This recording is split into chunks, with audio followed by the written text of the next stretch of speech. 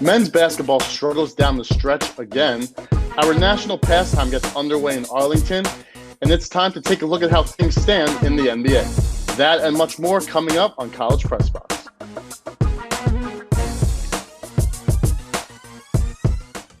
Good evening, Austin, and welcome into College Press Box. I'm your host, Henry Corwin, joined alongside my co-host, Daniel Shih. We're so excited to be back in production this week. It has truly been a hectic week here in Austin. It started with, some innocent sledding on campus, but of course, it eventually led to water and power shortages. So we hope everyone has stayed safe and warm during these times, while maybe also getting a chance to enjoy Austin's most snow since 1937. So let's jump into it. After Thursday's scheduled game at Oklahoma was postponed due to issues surrounding the snowstorm, the Longhorns went back in action on Saturday in a rematch with number 13 West Virginia.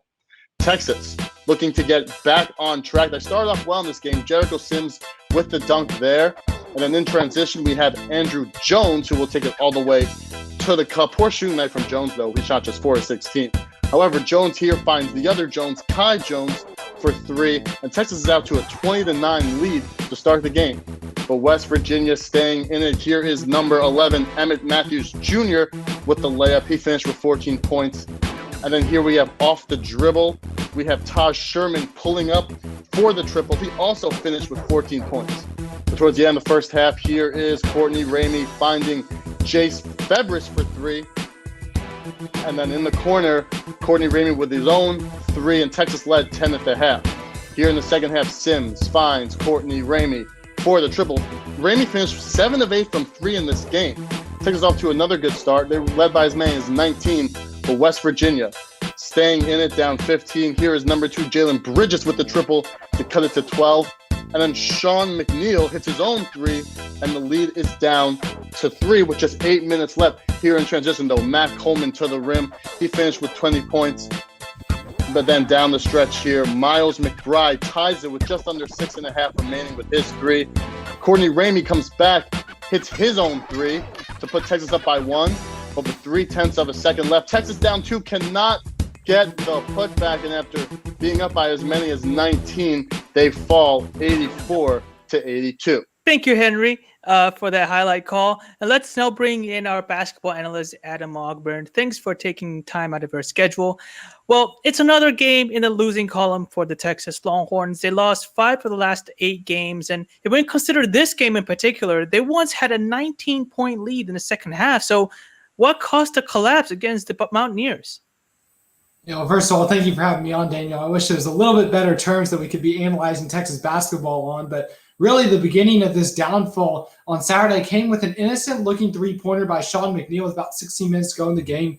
He made a corner 3 to cut the Texas lead to 64-50, but at the next TV timeout, there was an altercation between Andrew Jones and Courtney Ramey. Ramey was unhappy with the effort by Andrew Jones on that three-point attempt. He thought that Jones didn't close down the shooter quick enough. And after that kind of left a bitter taste. It kind of put a damper on how the game was going. And then West Virginia, they switched to zone defense after that, and that just absolutely flustered the Longhorns. They had 10 second-half turnovers. There were plenty of poor passes. There were a number of mental mistakes. Kai Jones stepped out of bounds at one point. Jericho Sims was too busy celebrating a bucket and got beat down court in transition. And then Greg Brown, he also fouled Sean McNeil on a three-point attempt, which gifted the Mountaineers 3 free throws, which McNeil converted them. And when you only lose by 2, those little errors are huge down the stretch. Courtney Ramey actually put the Longhorns up 82-81 with just 3 minutes left, but then he fouled out on the next West Virginia possession. So it was just mistake after mistake, sloppy passes, mental errors, and that caused the winnable game to slip away from the Longhorns' grasp. Yeah, and when you're in a basketball conference, the caliber of the Big 12, you just can't be making those mistakes. But let's go glass half full a little bit. If you look at this game, Texas shot better than the Mountaineers. They shot behind the arc better than the Mountaineers, and they out-rebounded West Virginia as well. So, yeah, they lost, but if you're Shaka Smart, you outperformed Mountaineers in all these aspects. What do you take away from these? Yeah, I think you nailed it right on the head, Daniel. You first by start looking at that offensive production. I mean, Texas had been shooting very poorly from behind the arc. I mean, they were 6 for 25 against Oklahoma, 5 for 35 against Oklahoma State, and 6 for 21 against TCU. But they finally caught fire, 53% from three. Courtney Ramey was 7 of 8 from three-point range. Matt Coleman was 4 for 5. Andrew Jones actually struggled in this game. He was 1 for 7 from three-point range. He made up a lot of the Longhorns' misses. But when you have guys besides Jones, Coleman, when you have Ramey stepping up, it's definitely encouraging considering when you go into March Madness and it's win or go home situations, you need other players to step up besides your star guys. And when you look at everything that went wrong for Texas in this game, Ramey and Jones butting heads in the huddle. West Virginia had 37 free throw attempts. The Longhorns only had 10. Texas still had 4 good chances to win this game late on. Kai Jones dropped the pass and turned the ball over. Then Matt Coleman on the next possession gets fouled. He goes to the line, a chance to tie the game up. The Longhorns were down by 2 at that point. Coleman, though, an 84% free throw shooter, misses the front end of the 1-and-1. But then West Virginia deflects the ball out of bounds, so the Longhorns get yet another chance. Andrew Jones gets a good look from 3. The ball goes halfway down and it comes out. And then they still get another chance. The ball goes off West Virginia again, but Jericho Sims comes up short on that final attempt on a really nice inbound lob for the Longhorns. But when you look at all those chances, when you look at all the mistakes too, to be that close to being the number 13 team in the country, this Texas team, they're just going to have to finish games better down the stretch.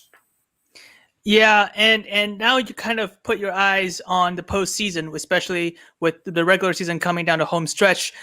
After this weekend, Texas now have dropped to number 15 in the latest AP poll. Remember, they were at number 4 at once, in week 8 and week 9. So with such a big of a drop, is it time to jump off the bandwagon? I wouldn't jump off just yet. I would have a fire extinguisher ready, though, because these past couple weeks have been a bit of a dumpster fire for the Longhorns. But we've seen these fruitless stretches under Shaka Smart before. They lost 7 of 9 right in the heart of conference play last year. In 2018, it was 5 of 6 they lost. 2017, they lost 4 of 5. So we've seen these cold stretches under Shaka Smart's reign. And the way this slide started, it actually wasn't that concerning. They only lost a very good Oklahoma team by 1. And again, they didn't have a third of their roster, and Shaka Smart was also out with COVID. Then you lose to a Baylor team that's one of the best 2 in the nation. But after that, there were some really concerning games. They had a dismal showing against Oklahoma State, where they shot 25% from the field and just 14% from three-point range. And then you had Kansas State, a really poor team. They're the second worst team in the Big 12. Texas lets a 17-point lead slide there, and Kansas State almost comes back and beats them at the buzzer. But the biggest issue for Texas is they're heading in the wrong direction in a tournament like March Madness, where you need to be turning upwards. We've seen before the last 2 times Shaka Smart's teams have been in March Madness, they've lost to mid-majors, Northern Iowa in 2015, Nevada in 2017. But Texas, the turnovers are killing them. They're 203rd in the NCAA with 13.6 turnovers per game. And when you look at the recent games, 16 against West Virginia, 21 turnovers against Oklahoma State, 17 turnovers against Baylor. They've got to clean up those turnovers. And then the other thing is those cold streaks from offensively are absolutely killing the Longhorns. Texas scored just 6 points in 10 minutes against Kansas State. Against Oklahoma State, Texas didn't score a single field goal in either overtime period. And then against West Virginia, Texas scores just 2 points in 5 minutes, allowing West Virginia to go on a 13-2 run that really allowed them to cut into Texas deficits. The Longhorns are to take better care of the basketball, and they're going to have to learn how to play through and how to generate offense when they go cold from the field in order to have a better chance of advancing in not only the Big 12 tournament, but then in March Madness as well. Well, that's why we have you here, Adam. Very, very well said. And once again, thank you for joining us. And as basketball heads into the home stretch of the regular season, Texas baseball is ready to take the mound, and that's coming up next after the break.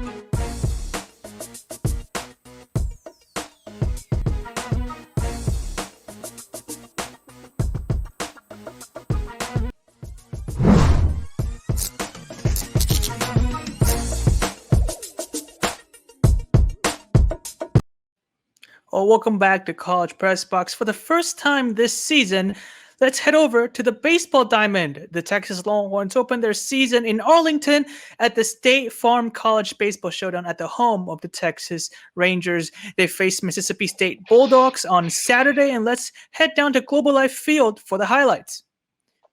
We start in the top of the second inning. Lennon Jordan from Mississippi State lines to center field for a base hit, and Luke Hancock from second base comes in to score. Bulldogs grab a 1-0 lead. Next batter, Drew McGowan, will do the same thing with men on first and second base. Scotty Dubrul will come in from second base as well, and the Mississippi State Bulldogs grab a 2-0 lead here in the second inning. Top of the fourth inning, Luke Hancock lines it to right field and clears the wall. Bye-bye baseball. That's a solo home run, and the Bulldogs grab a 3-0 lead. Same inning with men on second and third. A hopper to short, but Trey Foltine misses the throw, and Mississippi State comes in again. They grab a 4-0 lead, and we head to the bottom of the fifth inning. It's 5-0 Bulldogs now, but Iwan Melendez goes to left center field. That one is high, that one is far, and bye-bye baseball. That's the first run for the Longhorns this season, but we go to the top of the eighth inning. 7-1 the score now, and Josh Hatcher with a double. Tanner Allen comes all the way home from first base. Mississippi State grab an 8-1 lead. Bottom of the ninth inning, Melendez once again with men on first base goes all the way to left field for an extra base hit, and not Tanner Allen, but Douglas Hutto the third comes in to score. Texas cut the lead down to 8-2. Couple batters later, Silas Ardoin goes to center field with men on first and second base, and another run comes in to score for the Longhorns. They trail 8-3. They were looking to score more, but Austin Todd with a pop out to second, and that will be it for this one. Mississippi State win this one 8-3. We're joined now by John Kelley. John, thanks so much for being Thanks so much for being with us. Excuse me. All right, talk to me, John. What went wrong for Texas here? Many things went wrong this weekend. Being number 9th in the nation, coming out the first bowl of the season, things were looking up for the Longhorns, but this weekend showed that maybe there are some things that aren't going so well. They just aren't able to hit the ball. We saw it. They only scored 4 runs this weekend, only against Mississippi State, and they scored 1 run against Ole Miss today. In the game against Arkansas, they only got 2 hits. They got 9 hits in that game against Mississippi State, which is a highlight. And overall, batting wasn't the best. Got to score runs in baseball. Got to score runs in baseball, and they just weren't doing that. On the fielding side, not too many errors, but they did have 2 against Mississippi State. But the biggest problem here is pitching. In their game today against Ole Miss, they went through at least 5 separate pitchers, and none of them performed well, leading to that 8-1 loss to Ole Miss today. It's pretty dismal, and there's a lot that needs to be done going forward.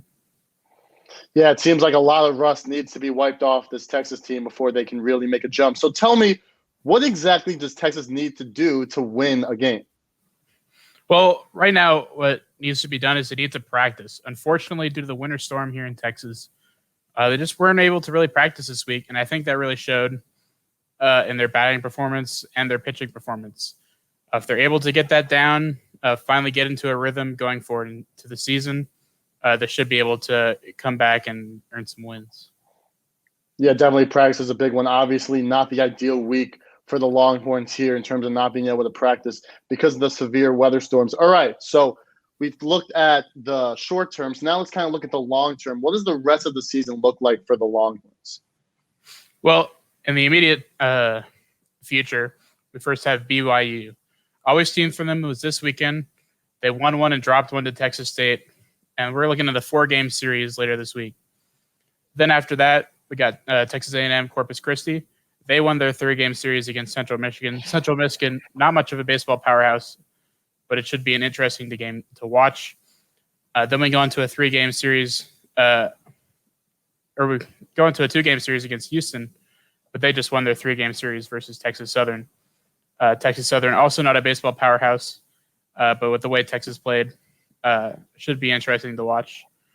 But then as we go further into the season, when we look at Big 12 play, we look at what the Big 12 just accomplished against the SEC teams in the State Farm Showcase. Depending on how Texas Tech plays, or not, the TCU plays tonight, the Big 12 could go 1-8 against SEC teams, especially not a good showing for the Big 12. especially since it's their top 3 teams in the top 25. Number 3, Texas Tech. Number 9, Texas. And number 10, TCU. Based on this performance, they'll definitely drop in the rankings. But the showing could prove weaknesses in the Big 12 baseball that Texas could be able to exploit going forward if they're able to turn around their performance from this weekend. Well, we certainly will keep our eyes out for that. John Kelley, thanks so much for joining us. Coming up, our very own Celeste Ramierez will dissect the NBA as we approach the halfway point of the season. Stick around.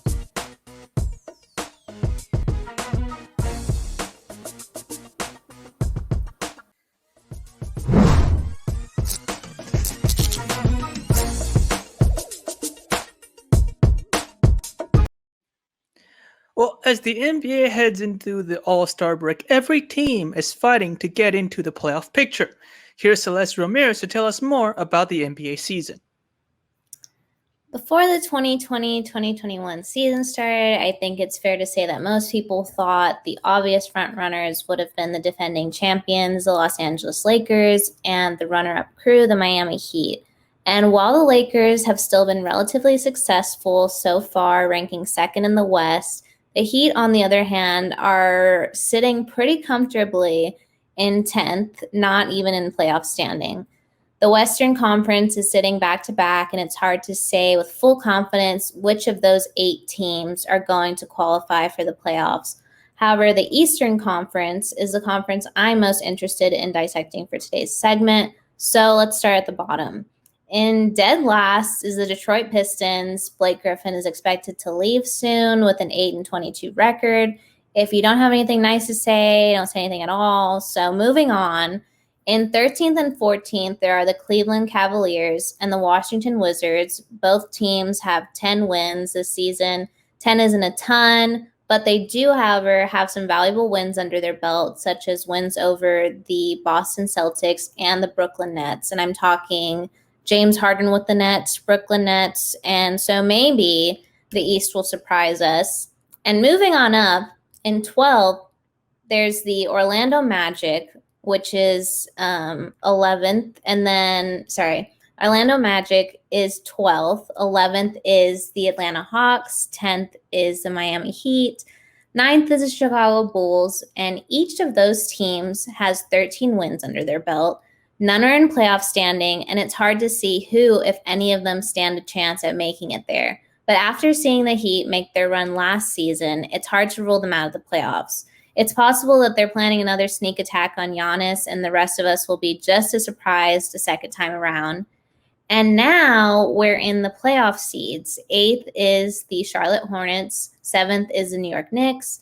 6th is the Boston Celtics. 5th is the Toronto Raptors. 4th, the Indiana Pacers. 3rd, the Milwaukee Bucks. 2nd, the Brooklyn Nets. And number 1 in the East is the Philadelphia 76ers, led by Doc Rivers and friends. I believe in Doc Rivers supremacy, and I do think that there is still a ton of wiggle room as to who will end up making the playoffs in the long run, aside from, for sure, the Sixers, Nets, and Bucks. And I know that Danny Green is a hard name for a lot of fans to rally behind, but that man is the literal definition of being at the right place at the right time. I don't understand it. He went on a run with the Spurs. He ran with the Raptors. He ran with the Lakers. And now here he is, number 1 in the East with the Philadelphia 76ers. He may be the basketball god's favorite. We're unsure, and just pull a Robert Horry with 7 rings down the road just by being at the right place at the right time. Obviously, he's not the sole leader. The Sixers have Joel Embiid, Ben Simmons, Curry, Howard, and others. I'm just saying that there's a possibility that if the gem and uncut gem actually exists, Danny Green definitely has it, and that's just probably a fact. But before I carry on, I want to warn Eastern Conference stakeholders that my comments may damage your soul. Yesterday, the Nets beat the Clippers, making it the team's 6th win in a row, and according to NBA stats, the Nets are the first Eastern Conference team to win 5 straight games on a Western Conference road trip since the 2010 Chicago Bulls. So I'm not saying the Western Conference is better than the East, but NBA stats are. I also think that a lot of people are going to fall for the Brooklyn Nets hype. I get it. All-star plus all-star plus all-star sounds like the recipe for success. They're second right now. Whoop-de-doo. However, the honeymoon phase for this group will pass, and I predict that the Sixers will be the team from the East that make it to the finals this year. Steve Nash isn't going to know how to keep the kids contained with Brooklyn, and Doc is a veteran coach. He's made it to a championship in the East before, and I just feel like he will do it again. So, thank you. Well, we will see about the 76ers and the Brooklyn Nets. We know we have a lot of Rockets fans in our department, and they absolutely loved it when James Harden went to the Brooklyn Nets. So I know a lot of us are rooting for them. But thank you, Celeste. But when we come back, we'll take a look at all the sports action on the 40 acres.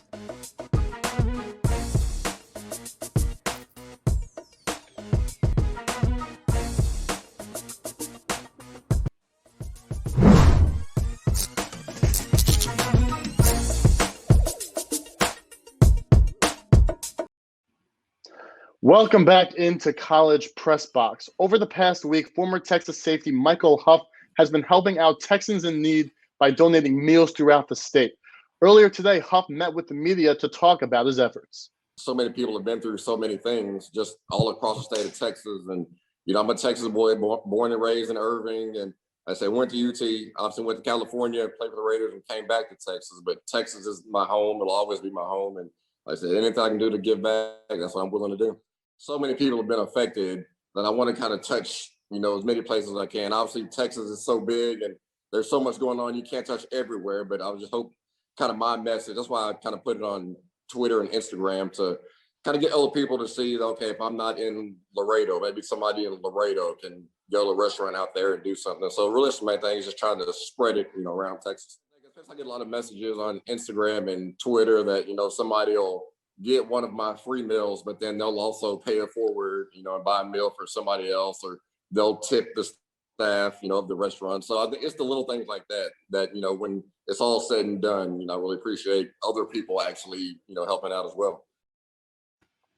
Well, we certainly do appreciate Mr. Huff's efforts. All right, so let's jump into some news involving spring sports here on the 40 acres. After the start of the season was postponed due to incidents surrounding the weather this past week, Texas softball finally began their season with an 8-0 win against Wichita State on Sunday at the Scrapyard Blizzard Challenge in Conroe, Texas.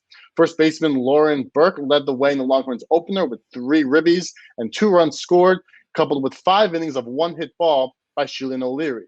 Texas followed that up with a 5-1 win later that day against North Texas to give them a 2-0 start to the season. Onto the basketball court, Vic Schaefer and the Texas women's basketball team took on Kansas State on Saturday. It was a hard-fought win for the Longhorns, led by Charlie Collier's 21-point and 14-rebound performance. Celeste Taylor was another star on the floor, playing all 40 minutes while scoring 13 points and acquiring 4 steals. Texas takes the win Texas takes the win with a score 59-48, and they will travel to Lawrence to play the Kansas Jayhawks on Wednesday. Well, Texas Soccer has released their spring schedule for the upcoming 2 months. There are 6 matches on the schedule, with play beginning on February 28th via an exhibition match versus the Houston Dash. That is followed by matches against Texas State, Baylor, Texas A&M Corpus Christi, LSU, and then the regular season finale on April 15th versus Arkansas. Texas men's basketball coach Shaka Smart has been named the 2021 Warner Ladder Naismith Men's Coach of the Year late season watch list. Smart is one of the 15 candidates on the watch list. Under Smart, the Horns appeared in the AP 25 poll for the first time, for the first 14 weeks, including 2 weeks at the number 4 spot. Texas has 2 more Big 12 regular season games before heading to Kansas City for the conference tournament. All right, well, now let's take a look at what we got on the Longhorn schedule this week. Tuesday, we got men's basketball versus Kansas at 8 p.m. That will be on ESPN. Wednesday, we have softball versus Texas State at 5 p.m. You can catch that on Longhorn Network. And women's basketball at Kansas at 7 p.m. You can catch that on 105.3 FM. Thursday, we have volleyball versus UT San Antonio at 2 p.m. And then Friday, softball versus Sam Houston at 1 p.m. Friday, February 26th, softball takes on Lamar at 3:30 p.m. Saturday, February 27th, softball will continue to take on Mississippi State at 10 a.m. Men's basketball goes on the road to Lubbock to face Texas Tech at 11 a.m. That will be on CBS. And women's basketball will host Oklahoma. That game will be on LHM, but the starting time is to be determined. Sunday, softball takes on Connecticut and Ole Miss starting at 10 a.m. and 12:30 p.m. respectively. And that is it from us this evening. Thank you for spending time with us tonight. Stay tuned on Wednesday night at 9 p.m. for our sister show, College Crossfire. And don't forget to catch our 1-0 Sports Show on Friday morning at 10 a.m. Central Time. From every one of us at TSTV Sports, including those in Master Control and the virtual studio, thank you for joining us. And may the state of Texas get back on our feet as quick as possible.